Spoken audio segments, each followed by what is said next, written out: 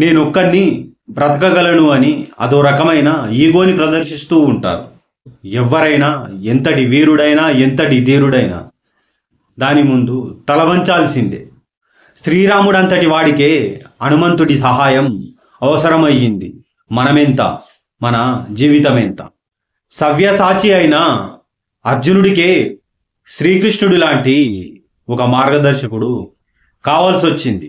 మనమెంత? మనలో కొంతమంది నేనొక్కడిని సరిపోతాను, నాకు ఎవరితో అవసరం లేదు, నేను ఒంటరిగా బ్రతకగలను, ఇలా వాళ్ళ మనసులో అనుకుంటూ ఉంటారు. అందుకే చాలాసార్లు ఎదుటివారితో, పక్కవారితో, కుటుంబంలోని కొందరితో ర్యాష్గా ప్రవర్తిస్తూ ఉంటారు. నేనొక్కడిని బ్రతకగలను అని అదో రకమైన ఈగోని ప్రదర్శిస్తూ ఉంటారు. వాళ్ళు జీవితంపై అంతగా అవగాహన లేక అలా మాట్లాడుకుంటూ ఉంటారు. మనిషి అనేవాడు సంఘజీవి. కాలం అనేది ఒకటి ఉంటుంది. ఆ కాలం అనంతమైనది. దాని శక్తి ముందు ఎవ్వరూ ఎదురు నిలవలేరు. దాని శక్తిని ఎవ్వరూ ఎదుర్కోలేరు. కాలం అనేది చాలా బలమైనది.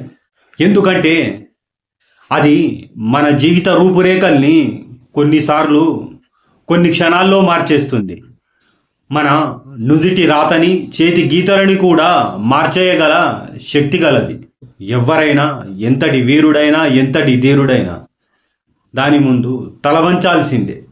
కాబట్టి మన జీవితంలో ఏదీ శాశ్వతం కాదు.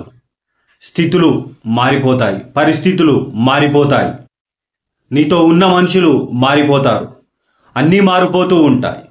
అలాంటి సమయాల్లో నీ జీవితం కూడా క్షణాల్లో మారిపోతుంది.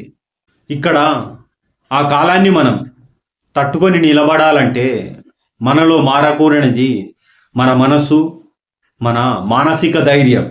ఈ రెండు మాత్రమే మారకుండా ఉండగలగాలి. మన జీవితంలోని ఏది కూడా మన చేతిలో ఉండదు, కానీ మన ఆలోచన మాత్రం మన మనసులోంచి ఉంటుంది. అది మన చేతిలోనే ఉంటుంది.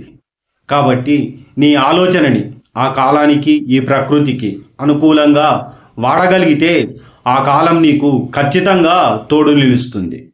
అప్పుడు నువ్వు జీవితంలో దేన్నైనా గెలవగలవు. నాకు ఎవ్వరి అవసరం లేదు, ఆ కాలానికి నేను ఎదురు నిలవగలను అనుకుంటున్నావేమో. కానీ ఒక్కసారి గుర్తుంచుకో, శ్రీరాముడంతటి వాడికే హనుమంతుడి సహాయం అవసరమయ్యింది. మనమెంత, మన జీవితం ఎంత? అప్పుడప్పుడు జీవితంలో ఎవ్వరికైనా ఎదుటివారి సహాయం ఖచ్చితంగా అవసరమవుతుంది. హనుమంతుల్లాంటి బంటు అవసరం రాకపోవచ్చు, అవసరం లేకపోవచ్చు. కానీ మన జీవితంలో అర్జునుడికి మార్గం చూపిన శ్రీకృష్ణుల్లాంటి మార్గదర్శి ఒకరు ఖచ్చితంగా అవసరమవుతారు. మారుతున్న కాలంతో పాటు నువ్వు కూడా మారాలి. ఆ మారుతున్న కాలాన్ని, ఆ కాలంలోని పరిస్థితులని నీ గురించి నీకు చెప్పాలంటే ఒక గురువో, ఒక స్నేహితుడో, ఎవరో ఒకరు నీకంటూ ఉండాలి. ఒక మార్గదర్శి ఖచ్చితంగా అవసరమవుతాడు.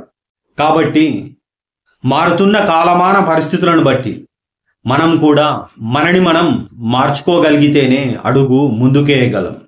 కాబట్టి నాకు ఎవ్వరి అవసరం లేదు అని ఎప్పుడూ విర్రవీగకు. సవ్యసాచి అయిన అర్జునుడికే శ్రీకృష్ణుడు లాంటి ఒక మార్గదర్శకుడు కావాల్సి వచ్చింది. మనమెంత?